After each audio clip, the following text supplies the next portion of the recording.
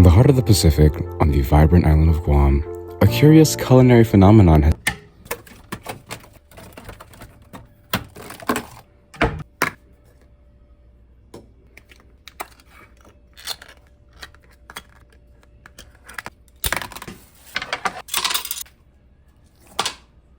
Spam. What is that? Well, it's a thing made out of pork, ham, and a whole lot of processing. Spam is one of those things that everybody on Guam knows and is a major part of our meals and culture. But why? What does spam even have to do with Guam? And how has spam played a role in Guam's declining health? Join us as we delve into the history of how a pink slab of meat in a blue square planted its roots in our society and what it spells out for the future of Guam. The date is August 15th, 1945. World War II had officially come to an end. Despite having come to an end, the effects of the destructive war were still felt across the globe. The beautiful island of Guam was no exception. The war's aftermath rendered Guamanians unable to use their farmlands and fishing grounds. Japan had confiscated the food from Guamanian family farms during their rule in the war, and America had seized most of their land for farmlands or military use. However, America brought something after the recapturing of Guam from the Japanese. Canned foods. Just like many other countries during this period, Guam had to turn to processed and canned foods. Among these canned foods was one here to stay.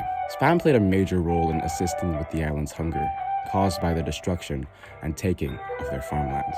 It was great.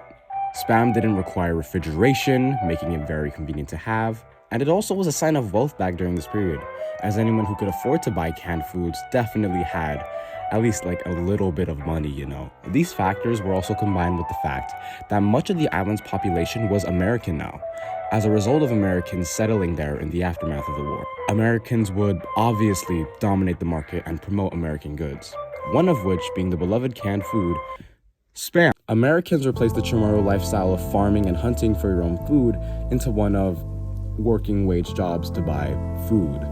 Working wage jobs made buying imported food much easier than raising and hunting their own food on the island, especially because they didn't have that land anymore. For these reasons, spam quickly made its way into the hearts of the Chamorro people, developing an excessive love for the canned food. To quote Dr. Pedro Sanchez, a Chamorro scholar and war survivor, Chamorro shelters looked like mini warehouses of spam. Furthermore, another war survivor, Josephine Palomo, stated, "They distributed all kinds of candies, all kinds of canned foods, and I tell you, spam was number one." For the people of Guam, food is more than just something that you use to meet your nutritional needs. Food is a powerful symbol of expression in Guam's culture. Anywhere you go on Guam, there will most likely be food. The church?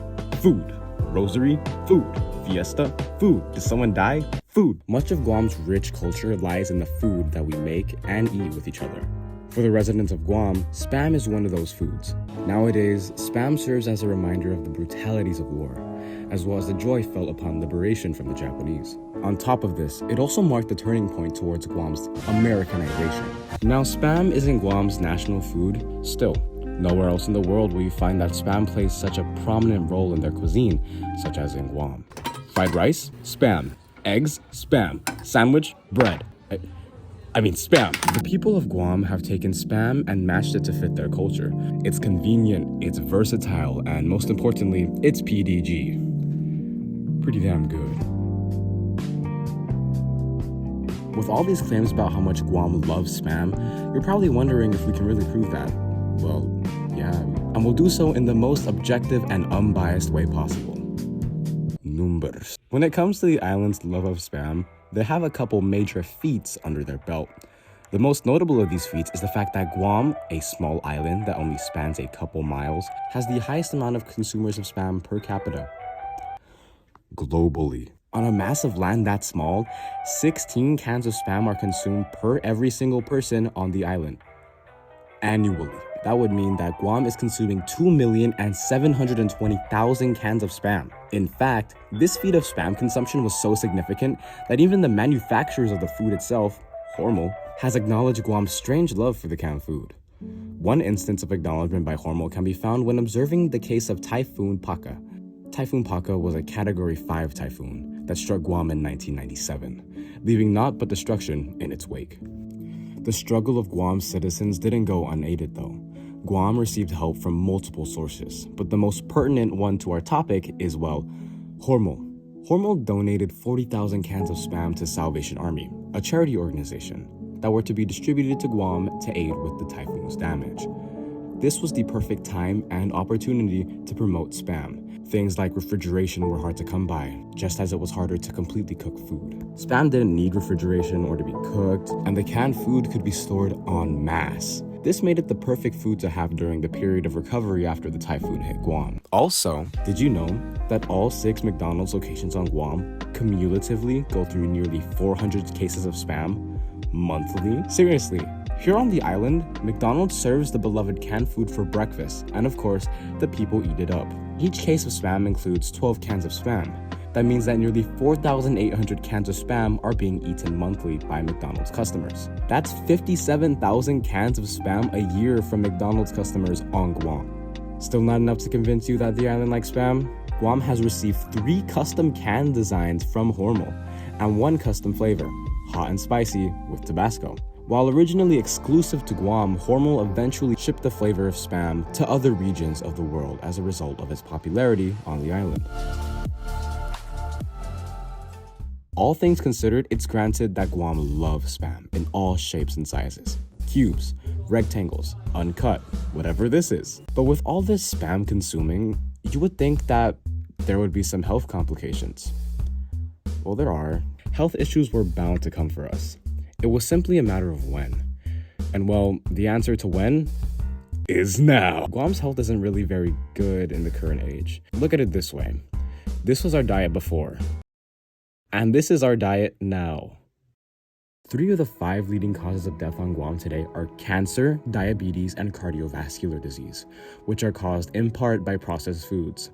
One of them being, as you guessed it, Spam. Including septicemia and respiratory disease, this accounts for 58.8% of Guam's overall deaths in 2014, according to Guam's Office of the Governor. As reported by the same office, Guamanians are dying from hypertension and strokes at a rate of 83.1% higher than the United States, from heart disease at a rate of 42.3% higher than the United States, and from diabetes at a rate of 78.4% higher than the United States. There's more than just people dying though. People are also suffering from conditions like obesity caused by foods like Spam. As of a survey conducted in 2012 by the Behavioral Risk Factor Surveillance System, or BRFS, 32.4% of Guam's population is considered overweight, and 29.1% of the population is considered obese. According to a study conducted in 2014, the rates of obesity and being overweight were studied across a large number of students, ranging from ages 4 to 19 years old. The prevalence of obesity among this group of young individuals is 23%, a whopping 6% higher than the United States. Using information publicly available from the BRFS, we can get a more recent look at the current health of the island and its citizens. As of 2019, the BRFS state that 23.8% of the youths on Guam are classified as obese. In 2022, the BRFS estimated that 32.7% of adults on Guam fall under the category of obese. Guam's diet directly promotes obesity because of prevalent foods like Spam that are fast, processed, and high in all the wrong areas. But there is hope. Though all these negative effects caused by Spam and other processed foods are real and visible, that doesn't mean that we can't make a change. The obesity rate for adults has been on a decline since 2021. While minuscule, a real difference starts one step at a time. Guam's government is making a conscious effort to educate the youths about this vulnerability in our diet and to set goals to soften the impact it has on our lives. The effects of Americanization reside on the island through Spam, but that doesn't necessarily make it a bad thing. Spam can be fine for consumption in moderation, but frequent consumption is what causes health problems like discussed before. After all, it's a part of our culture now. Spam can stay, but we just need to be more conscious about how it affects us. Guam loves Spam. We love Spam. Just slow down on it a little, please. Perfect. That was perfect.